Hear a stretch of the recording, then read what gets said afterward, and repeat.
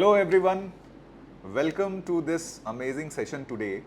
आज हमारे साथ एक बहुत ही ख़ास मेहमान है हमारे स्टूडियो में, और मैं चाहूँगा कि आप इन्हीं के मुंह से इनकी एक इंट्रोडक्शन सुने और आप खुद समझें कि इन्होंने इस बार जेई एडवांस में कितना अच्छा रैंक अचीव किया है। और इनसे इनकी पूरी एजुकेशनल जर्नी के बारे में हम लोग इन डिटेल बात करेंगे। मैं एज अ स्टूडेंट इनसे वो सारे क्वेश्चंस रखूंगा जो आपके मन में एज अ स्टूडेंट होते हैं ड्यूरिंग प्रिपरेशन, कि क्या करना चाहिए, क्या नहीं करना चाहिए, किस तरीके से हम अपने आप को एलिवेट करें in terms of our preparation, in terms of our energy, in terms of our confidence, ताकि हमारा एग्जामिनेशन में बहुत अच्छा स्कोर आए, बहुत अच्छा रैंक आए और बहुत अच्छी तरीके से हम क्वालिफाई करें। तो आप अपना थोड़ा सा इंट्रोडक्शन हमें बताइए और हमारे लर्नर्स को भी बताइए कि आपका नाम क्या है, आपके जेई मेंस में किस तरीके का रिजल्ट रहा और आपका रैंक क्या रहा जेई एडवांस में फाइनली। तो मेरा नाम लक्ष्य शर्मा है। मेरी जेई मेंस में 100 परसेंटाइल थी और रैंक 22 थी और एडवांस में रैंक 87 थी। तो जब मैंने अपनी प्रिपरेशन शुरू करी थी तब मेरे को इतना वो आईआईटी के बारे में पता नहीं था, लेकिन मेरे को इतना क्लियर था कि मेरे को मैथ्स ही लेनी है। शुरुआत में मेरे को ये भी लगा था कि मैथ्स लूँ या बायो, लेकिन फिर मैंने फाइनली डिसाइड किया कि मैथ्स ही लेनी है। फिर मैंने मैथ्स ली और फिर पढ़ाई शुरू कर दी आईआईटी के लिए। फिर आईआईटी के लिए स्ट्रक्चर्ड तरीके से मैंने पढ़ाई शुरू करी उधर ही। हाँ। और फिर काफ़ी अच्छी तरीके से उधर पढ़ाई हुई। डाउट सॉल्विंग रहता था और मैं अपने डाउट्स हमेशा सबसे पहले डाउट्स ही सॉल्व करता था, और जो हमें कोचिंग कहती थी वो एग्जैक्टली वही करता था मैं हमेशा, और हमेशा डेडिकेटेडली पढ़ता था। अच्छा, एक बहुत अच्छा टॉपिक आपने बताया। क्लास 10th के बाद यूजुअली ना बच्चों में थोड़ा सा एक डायलेमा ज़रूर रहता है हाँ कि बायोलॉजी लें या मैथ्स लें। हाँ सर। तो आपके मन में भी आपने जैसा बताया कि ये डायलेमा था। था तो बिल्कुल इस था। डायलेमा से अपने आप को कैसे उबार के और आपने डिसाइड किया कि मुझे मैथ्स लेना चाहिए? पहले तो मेरे पेरेंट्स ने भी थोड़ा कहा था कि मेरे को थोड़ा बायो की तरफ जाना चाहिए। मेरा इंटरेस्ट दोनों में ही था, मैथ्स और बायो दोनों में मेरे अच्छे नंबर आते थे और मेरे को ये भी कॉन्फिडेंस था कि मैं मैथ्स लूँ चाहे बायो लूँ, दोनों में ही काफ़ी अच्छा करूँगा। लेकिन फिर मेरे को लगा कि मेरा मैथ्स में थोड़ा इंटरेस्ट ज़्यादा और आईआईटी में और अच्छा कर सकता हूँ, तो मैंने आईआईटी को ही प्रेफरेंस उस समय दी। अच्छा, तो देखिए, आपने ये तो डिसाइड कर लिया कि आपको मैथ्स लेना है, लेकिन स्पेसिफिकली आईआईटी के लिए ही टारगेट करना है या फिर मैथ्स में अलग तरीके से रिसर्च की तरफ आपको जाना है? इस इस तरह का भी डायलेमा आपके मन में कभी आया या एकदम क्लियर था कि मुझे आईआईटी ही जाना है? मेरा तो यूजुअली क्लियर ही था और आसपास लोगों को भी देख रहा था कि आईआईटी की तरफ ही ज़्यादा है। मैथ्स में रिसर्च में मैंने ओलंपियाड वगैरह की ऐसे नहीं है, प्रिपरेशन थोड़ी की थी मैंने भी। अच्छा। मुझे मैथ्स वैसी भी अच्छी लगती थी, पर मुझे आईआईटी की तरफ ज़्यादा फोकस्ड लगा क्योंकि मेरी फिजिक्स भी अच्छी थी, मैथ्स भी अच्छी थी और केमिस्ट्री में पढ़ लेता था, तो आईआईटी की तरफ ही अच्छा। ठीक है। अच्छा, एज अ स्टूडेंट जब भी स्टूडेंट तैयारी कर रहे होते हैं, उनको इनिशियल फेजेस में तो बहुत ज़्यादा कॉन्फिडेंस रहता है कि नहीं, सब कुछ चीज़ें अच्छी से समझ में आ रही हैं, लेकिन फिर अचानक से जैसे जैसे सिलेबस आगे बढ़ता जाता है, थोड़ी difficulty levels specially in mathematics बढ़ते जाती हैं, है ना?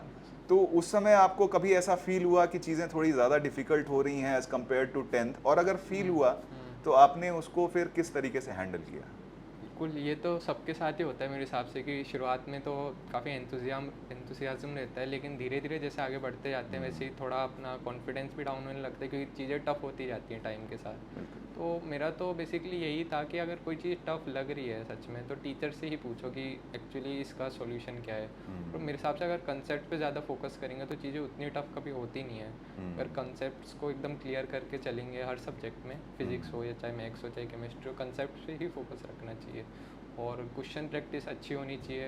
अगर कोई क्वेश्चन नहीं आ रहा है तो उस पर भी थोड़ा टाइम देना चाहिए मेरे हिसाब से। मतलब ऐसा नहीं है कि अगर 5 मिनट में क्वेश्चन नहीं हो रहा तो उसे ही छोड़ दिया और टीचर से पूछ लिया, उसका फ़ायदा नहीं होगा। थोड़ा टाइम उस क्वेश्चन पे देना ही चाहिए अपन को, भले ही ना हो रहा हो। हाँ, ये एक बहुत अच्छी बात कही आपने, क्योंकि यूजुअली क्या होता है जब बच्चे स्टार्ट कर रहे होते हैं अपनी प्रिपरेशन जर्नी, तो उनको ये वाला एक प्रॉब्लम बहुत ज़्यादा फेस करना होता है कि चीज़ें उतनी जल्दी नहीं बन पाती हैं उनसे जितना वो एक्सपेक्ट करते हैं, है ना? कई बार क्या होता है कि होमवर्क में बहुत ज़्यादा टाइम लग जाता है ना? कई बार क्या होता है कि होमवर्क अधूरा रह जाता है। तो आपके साथ कभी ऐसा फेज़ हुआ कि आपका होमवर्क पूरा ना हुआ, कभी अधूरा रह गया, बैकलॉग्स आ गए, इस तरीके का कभी आपको फेस करना पड़ा?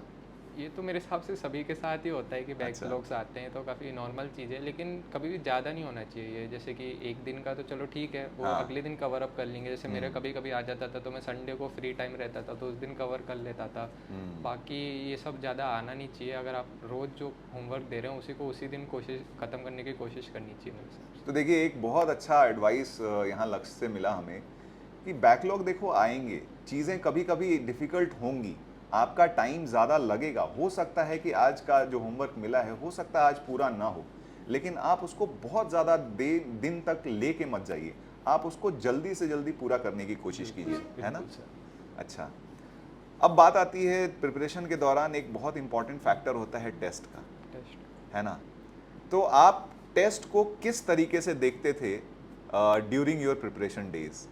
टेस्ट जब मैं 10th से था तभी से हमारे टेस्ट शुरू हो गए थे, और टेस्ट मेरे हिसाब से सबसे अच्छा मतलब अपन कहाँ स्टैंड करते हैं वो बताने का तरीका है। जैसे इनिशियली मेरी रैंक उतनी अच्छी नहीं आती थी, तो मैं समझा कि मैं इस लेवल पर हूँ और इससे आगे इतना बढ़ना है। तो धीरे धीरे मैंने पढ़ाई और अपनी अच्छी करी और ढंग से मैं चीज़ों को कंसेप्ट्स को समझा, तो धीरे धीरे रैंक इंप्रूव होने लगी। हालांकि फिर भी मेरी रैंक काफ़ी फ्लक्चुएट करती थी, कभी मेरी टॉप 5 में आ जाती थी, कभी टॉप 50 में भी नहीं आती थी। तो वो मेरे को ज़्यादा मैटर नहीं करता था कि एग्जैक्टली क्या रैंक आ रही है। मेरे हिसाब से रैंक फ्लक्चुएटिंग ही होती थी मेरी, लेकिन फिर भी मैं कभी इतना कोई नीचे नहीं गिरती थी मेरी रैंक। अच्छा, तो यहाँ पे एक बहुत इंपॉर्टेंट फैक्टर आया कि रैंक ऊपर नीचे हो सकता हो है, सकता है, लेकिन टारगेट हमारा ये होना चाहिए टारगेट ही होना कि इस बार अगर रैंक कम भी आई या नंबर कम भी आए, अगली बार अगली उसको बार उससे कैसे अच्छा इम्प्रूव, करना हाँ चाहिए। कैसे बिल्कुल करना है। तो अगर मान लीजिए आपके प्रिपरेशन के दौरान भी ऐसे बहुत सारे फेजेस आए, जैसा कि आपने बताया अभी कि रैंक फ्लक्चुएट हुआ,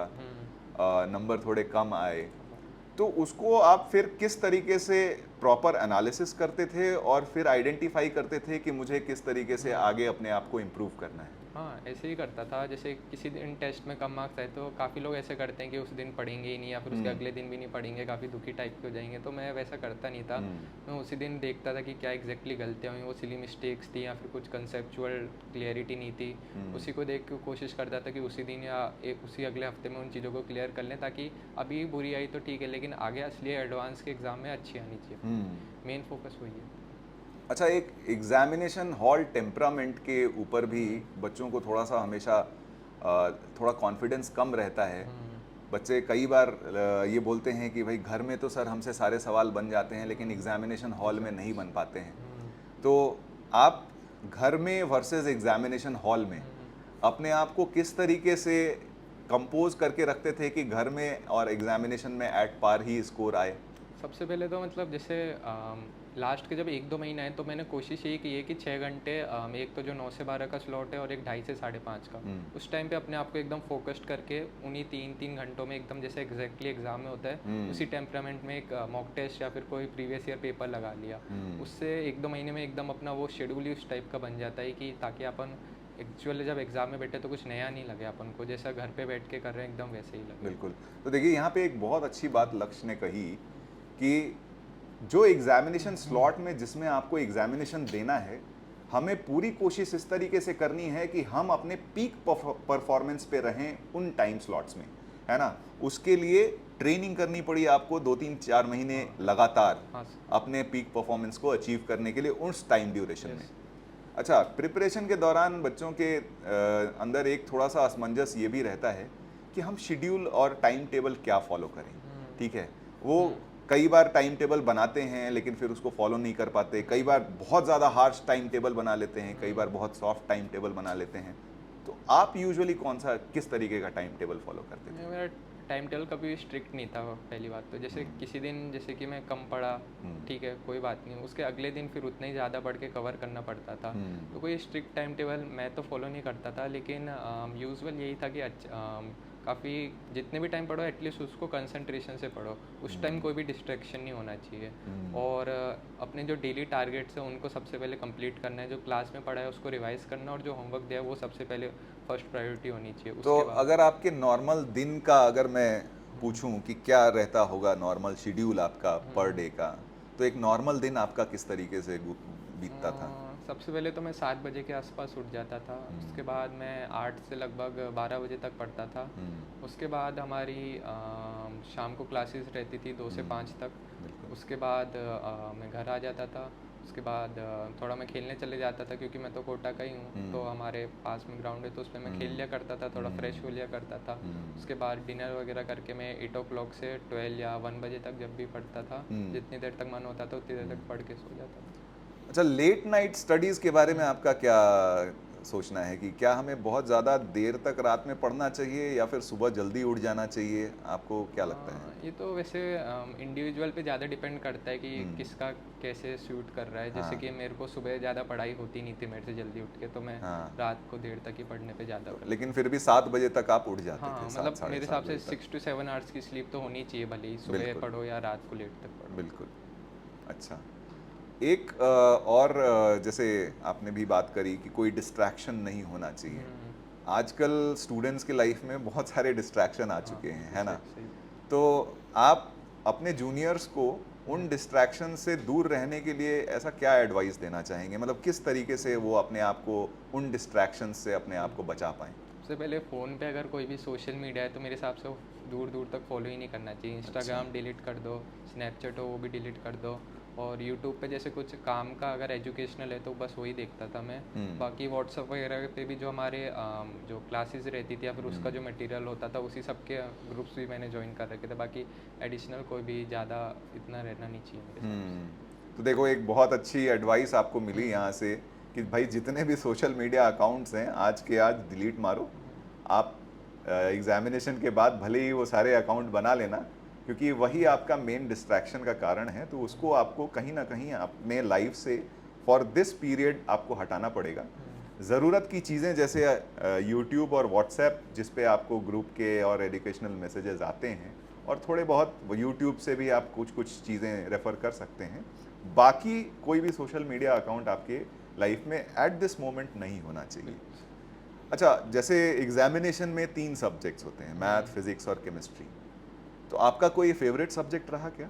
मेरा फिजिक्स और मैथ्स मोस्ट फेवरेट थे। फिजिक्स और मैथ्स मोस्ट फेवरेट था। तो बहुत सारे बच्चे ना आज जो प्रिपेयर करते हैं, मैथ्स को उतना बहुत अच्छा नहीं मानते, या कहीं किसी ना किसी कारणवश शायद उनका मैथ्स वीक रह जाता है। तो आप उनको क्या एडवाइस देंगे कि वो अपने मैथ्स को उस लेवल तक एलिवेट कर सकें? मेरे हिसाब से मैथ्स से ज़्यादा कंसेप्चुअल सब्जेक्ट और कोई नहीं है। अगर किसी का स्ट्रॉन्ग सब्जेक्ट होगा तो सबसे ज़्यादा स्ट्रॉन्गेस्ट वो मैथमेटिक्स ही हो सकता है। क्योंकि काफ़ी बार जो मेरे हाईएस्ट मार्क्स भी रहते थे वो मैथ्स में ही रहते थे। इस बार शायद जी एडवांस में भी मेरे मैथ्स में ही हाईएस्ट है। तो मैथ्स में अच्छा करने के लिए सबसे पहले तो मैं क्वेश्चन जितने ज़्यादा प्रैक्टिस करो उतना अच्छा है, जितने क्वालिटी क्वेश्चन प्रैक्टिस करो उतना अच्छा है। और क्वेश्चन पे जैसे मैंने पहले भी कहा कि टाइम लगा के करो अगर नहीं हो रहा तो। हाँ, अच्छा, ये बहुत अच्छी बात कही आपने कि कई बार क्या होता है, क्वेश्चन होता नहीं है और हमारे पास आजकल इतने रिसोर्सेज हैं कि बहुत इजीली हमको सोल्यूशन मिल जाएंगे। तो आप ऑनलाइन मिल जाएंगे, अपने दोस्तों से पूछ लेंगे, टीचर्स से बहुत जल्दी पूछ लेंगे। तो आपको क्या लगता है कि तुरंत जाके सोल्यूशन देख लेना या पूछ लेना ज़्यादा सही है, या उस पर टाइम डिवोट करना, अपनी आपको पूरी तरीके से एग्जॉस्ट कर लेना और फिर जाके सोल्यूशन देखना ज़्यादा बेटर है? सेकंड वाली ऑप्शन में तो हमेशा यही फॉलो करता था कि भले ही क्वेश्चन में 15 मिनट लगे, 20 मिनट लगे, लेकिन टाइम देना ही चाहिए क्योंकि उससे कुछ एडिशनल ही मिलेगा। कुछ अपना जाएगा नहीं, और मेरे हिसाब से फिर अगली बार वो कभी क्वेश्चन आएगा ना तो कभी फंसेगा नहीं अपना। उसके बाद भले ही सॉल्यूशन देख सकते हो अगर इतने टाइम बाद भी नहीं हो रहा है, लेकिन उससे आपको जो से सॉल्यूशन देखोगे तो उससे आपको पता चलेगा कि यहाँ मिस कर दिया था मैंने। तो उससे आपको आगे के लिए भी वो क्वेश्चन कभी उस टाइप के जो भी कॉन्सेप्ट्स होंगे उनमें कभी दिक्कत नहीं आएगी। अच्छा, यूजुअली जिन स्टूडेंट्स का मैथ और फिजिक्स अच्छा होता है, केमिस्ट्री में थोड़ी परेशानी होती है क्योंकि उसमें याद करने वाली चीज़ें बहुत ज़्यादा हैं। तो आप केमिस्ट्री को कैसे हैंडल करते थे? मेरे साथ भी सेम ही प्रॉब्लम थी एक्चुअली। आईओसी और ओसी वाले जो सब्जेक्ट्स होते हैं मुझे उतने याद नहीं रहते थे। उसका कोई ऐसा स्पेसिफिक तरीका तो है नहीं, करना ही पड़ेगा यार, भले ही अच्छा ना लगे, लेकिन कोई और ऑप्शन नहीं है। मेहनत करनी पड़ेगी और याद करना ही पड़ेगा। और मैथ्स में भी एक सबसे बड़ी परेशानी बच्चों को होती है, स्पेशली जैसे ट्रिगो वाला सेक्शन हो गया, उसमें बहुत सारे फॉर्मूले हैं। तो फॉर्मूलों का कितना इंपॉर्टेंस है याद रखना एग्जामिनेशन पॉइंट ऑफ व्यू से? मैंने तो कभी फॉर्मूले ज़्यादा याद नहीं करे। मुश्किल से हर चैप्टर में 2 या 3 ही फॉर्मूले में याद करता था। बाकी मेरे हिसाब से कॉन्सेप्ट्स पे ही फोकस रखना चाहिए। क्योंकि अगर एक बार उन पे फोकस है तो मेरे हिसाब से फॉर्मूला अपने आप ही अपन खुद ही बना लेते हैं। मतलब इतना ज़्यादा क्वेश्चंस में वो ऑलरेडी अप्लाई हो जाते हैं कि वो अपने आप याद हो जाते हैं। अगर स्पेसिफिक अगर हम फॉर्मूला याद करने पे ही फोकस करें तो शायद वो उतने दिन तक याद नहीं रह पाएंगे। बिल्कुल सही बात कहा आपने। तो अभी जैसे आपके बहुत सारे जूनियर्स अभी एग्जामिनेशन देंगे, हुँ, कुछ लोग ऑलरेडी तैयारी के बीच में हैं, कुछ लोगों हुँ, की तैयारी ऑलमोस्ट बीच में पहुंच चुकी है। हुँ। लंबी जर्नी होती है क्योंकि 2 साल 3 साल की हाँ तैयारी सर। की जर्नी होती है। तो इसमें बहुत सारे मेंटल डिस्टरबेंसेस भी आते हैं। हुँ, कई बार मन लगता है कि यार नहीं हो पाएगा। कुछ बच्चे ऐसा सोचने लगते हैं कि हुँ, शायद ये एग्जामिनेशन बहुत डिफ़िकल्ट है। हुँ। तो उनके लिए आप क्या एडवाइस देंगे कि उनको किस तरीके से अपने आप को मोटिवेट रखना चाहिए? सबसे पहली बात तो कि एग्ज़ाम डिफ़िकल्ट तो है, और अगर हाँ, अपन यहाँ पे एक बार आ गए तो फिर फेस तो करना ही पड़ेगा चैलेंज को। बिल्कुल। तो सबसे पहली बात तो ये है कि कभी भी डरना नहीं चाहिए इन सब चीज़ों से, क्योंकि एक्चुअली कंपटीशन तो है, लेकिन उनमें से मोस्ट ऑफ द कंपटीशन के जो स्टूडेंट्स हैं वो उतने सीरियस नहीं, अगर अपन ढंग से देखें तो। हुँ, और जो सीरियस है उनमें ही अपन को compete करना है। तो हुँ, उसमें मेरे हिसाब से ये है कि जो जितनी मेहनत करेगा, जो जितना कंसेप्ट पे फोकस करेगा, हुँ, जितना ज़्यादा टेस्ट एनालिसिस करेगा, उतना ही आगे बढ़ता जाएगा। और बाकी अगर कभी टेस्ट में बेकार मार्क्स आ रहे हो या फिर कभी ऐसा लग रहा हो कि नहीं हो पाएगा, तो वो सब चीज़ें दिमाग में आनी ही नहीं चाहिए। नहीं आनी चाहिए। तो यूजुअली जैसे क्लासेस होती हैं, हुँ, मंडे टू सैटरडे क्लासेस होती हैं, हुँ, संडे फ्री रहता है। Sunday free. तो आप संडे को क्या रिलैक्स करते थे या फिर संडे को किस तरीके से यूटिलाइज़ करते थे? संडे को मैं थोड़ा बहुत रिलैक्सिंग मोड पे ही रहता था, इतना ज़्यादा मैं वो भी नहीं था कि पढ़ाई की तरफ ज़्यादा ही फोकस करना, क्योंकि हुँ, मेरे हिसाब से थोड़ा अपन को भी ब्रेक लेना चाहिए, बिल्कुल। जिससे एकदम बॉडी का रिदम बना रहे। हुँ, बाकी जो भी बैकलॉग वगैरह रह जाते थे हफ्ते का, वो मैं संडे को कर लिया करता था। बहुत अच्छी बात। अच्छा, एक आपने बहुत अच्छी बात कही कि हमें हम्म, अपने आप को फिज़िकली भी एंगेज रखना चाहिए, हाँ, उससे भी क्या है कि हम एक बर्नआउट मोड में ना चले जाएँ। नहीं थोड़ा चले जाए, बहुत होना ही चाहिए। एनवायरनमेंट चेंज वगैरह होना बहुत ज़रूरी है होना, ताकि हमारा दिमाग भी उसी तरीके से अपनी पीक परफॉर्मेंस बना बिल्कुल के सर। रखे। मेरे हिसाब से half an hour to 1 hour का फिजिकल तो होना ही चाहिए, हाँ, इन द फॉर्म ऑफ कोई बाहर जाके स्पोर्ट्स कर लिया या घूम लिया या फिर कुछ थोड़ी बहुत एक्सरसाइज कर ली। अच्छा। अच्छा, मान लीजिए ड्यूरिंग स्टडीज़ आपके पास हाफ एन आवर का एक गैप हम्म, है ना? जहाँ पे अभी आपके पास कोई फिक्स शेड्यूल नहीं है उस हाफ एन आवर में क्या करना है। हम्म। तो आप उस हाफ एन आवर में अपने आप को किस तरीके से कौन-सा मोड चुनते थे रिलैक्स करने के लिए? मैं तो मेनली जैसे अगर इस टाइम थोड़ा कभी लेट लिया करता था, हुँ, स्लीप ले लिया करता था, नैप ले हुँ, लिया करता था, हुँ, या फिर कभी कभी थोड़ा ऐसे ही बाहर टहल लिया करता था, या फिर मेरा छोटा भाई था उससे बातचीत कर लेता था, हुँ, फ्रेंड्स वगैरह से कभी कर लेता था। हुँ। यही सब रहता था। फ्रेंड्स की बात आई तो जैसे प्रिपरेशन में मुझे लगता है कि पीयर ग्रुप का एक बहुत अच्छा रोल हाँ, रहता है। रोल। तो आप कैसे अपने सक्सेस में अपने पीयर हम्म। ग्रुप का रोल इवैल्यूएट करते हैं? हमारा तो जो क्लास थी उसमें सारे ही काफ़ी अच्छे बच्चे थे, हुँ, सबको ही एक ही फोकस था, और मेरे हिसाब से अपन को बनाना भी ऐसा ही पीयर ग्रुप चाहिए इस टाइम पीरियड में, जिनका हुँ, सेम फोकस हो, हुँ, आईआईटी में अच्छी रैंक लाना। हुँ। और जब सेम फोकस के साथ एक पीयर ग्रुप बनाते हैं तो सब एक दूसरे को सपोर्टिव नेचर में ही शो करते हैं। अच्छा, कभी आपके ऐसे फ्रेंड हम्म, सर्कल में कभी ऐसा हुआ कि गलती से कोई ऐसा दोस्त बन गया जो जिसका शायद वो टारगेट नहीं था जो आपका था, तो ऐसा कभी हुआ कि या फिर आप लकी रहे कि ऐसे कोई दोस्त नहीं नहीं, मिले? ऐसा तो हमें कोई नहीं मिला। चलिए, बहुत अच्छी बात है। तो बहुत अच्छा एडवाइस यहाँ पे आपको मिला है कि अपना पीयर ग्रुप आप इस तरीके से सेलेक्ट करिए, अपने दोस्तों को इस तरीके से सेलेक्ट करिए सच दैट सबका एक ही गोल हो। तो क्या है, एक दूसरे को पुश करते रहते हैं। कभी किसी का नंबर कम आ गया तो दूसरे ने उसको हाँ सर। थोड़ी सांत्वना दे दी। अच्छा, डाउट्स वगैरह आप किस तरीके से डिस्कस करना पसंद करते थे? दोस्तों के बीच डिस्कस करना पसंद करते थे या फिर टीचर्स से डिस्कस करना पसंद करते थे? क्लास में पसंद करते थे या फिर इंडिविजुअली टीचर्स से टाइम लेके पसंद करते थे डाउट्स डिस्कस करना? ये सारी मोड में यूजुअली करता था। कभी जैसे क्लास में बैठे हो तो हमारे जो फ्रेंड्स थे उनसे ही पूछ लिया कि ये कैसे किया, तुमने कैसे किया, क्वेश्चन डिस्कस कर लिया। कभी टीचर से क्लास में ही डाउट सेशन रखते हैं कि ये हम्म, होमवर्क दिया था तो इसमें क्या क्या डाउट्स आए वो पूछ लिया। हम्म, कभी जैसे अगर वो भी उससे भी क्लियर नहीं हुआ तो इंडिविजुअली पूछ लिया सर से। हम्म। तो वो सारी मोड्स में कर लेता। तो आपको सारे मोड्स एक्सप्लोर करने चाहिए। अल्टीमेटली ऑब्जेक्टिव ये होना चाहिए कि आपका जो भी डाउट है वो क्लियर होना चाहिए। उसको कभी भी आप इस सोच के साथ नहीं रखिए कि चलो एक ही क्वेश्चन है ना, नहीं हुआ क्या फ़र्क पड़ता है ना? हो सकता है वही क्वेश्चन आपके एग्जामिनेशन हाँ, में आ जाए, बिल्कुल। उसका रिस्क नहीं लेना है ना? हाँ सर। तो अब आखिरी में आप सारे अपने जो जूनियर्स हैं, जो लर्नर्स हैं, उनको किस तरीके से एक एड्रेस करना चाहते हैं ताकि वो अपने आप को इस पूरे लंबी प्रिपरेशन जर्नी में एक कंपोजर के साथ, एक कॉन्फिडेंस के साथ लगे रहें और अल्टीमेटली आप जैसा अच्छा रिजल्ट लेके आए? देखिए सबसे पहली बात तो कि मेहनत कभी नहीं रुकनी चाहिए, हर दिन पिछले दिन से अच्छा ही होना चाहिए और रोज़ अपन को पढ़ते रहना चाहिए, कभी भी डिस्ट्रैक्शंस नहीं होने चाहिए, अपना गोल हमेशा याद रखना चाहिए कि अपना फाइनल गोल क्या है, अच्छी रैंक लाना गोल है, ये नहीं कि टॉप जो भी आपका गोल हो टॉप 100 500 टॉप 1000 या फिर आईआईटी, सबका अलग अलग गोल होता है। जो भी अपना गोल है उसको दिन भर याद करते रहना कि हाँ ये गोल है और उसी हिसाब से मेहनत करते हैं। तो देखिए, आपके लिए हम लोगों ने लक्ष्य से बहुत सारी ऐसी बातें करी जो कहीं ना कहीं आपके मन में ये सवाल हमेशा ही आते होंगे ड्यूरिंग योर प्रिपरेशन। तो आई होप ये जो सेशन हमने लिया है वो आपके लिए बहुत बेनिफिशियल होगा, और आप अपने दोस्तों में भी इस सेशन को ज़रूर प्रमोट करिए, क्योंकि कई सारे बच्चे सेम इसी दुविधा में पड़े रहते हैं और इन्हीं सारे असमंजसों में लगे रहते हैं, और शायद इसलिए उनका प्रिपरेशन उस लेवल तक नहीं पहुंच पाता ताकि वो अपने आप को वो फिनिशिंग लाइन के उस पार देख पाएं। और देखिए, जैसा कि लक्ष्य ने भी बताया, उतार चढ़ाव प्रिपरेशन में होते रहेंगे। आपको अपने आप को फिर से संजोना है, फिर से समेटना है और फिर से अपने लक्ष्य की तरफ लग जाना है। लक्ष्य हमेशा आपको याद रहना चाहिए। So thank you all for joining us in this session, and I hope that you all will do wonders in your examination.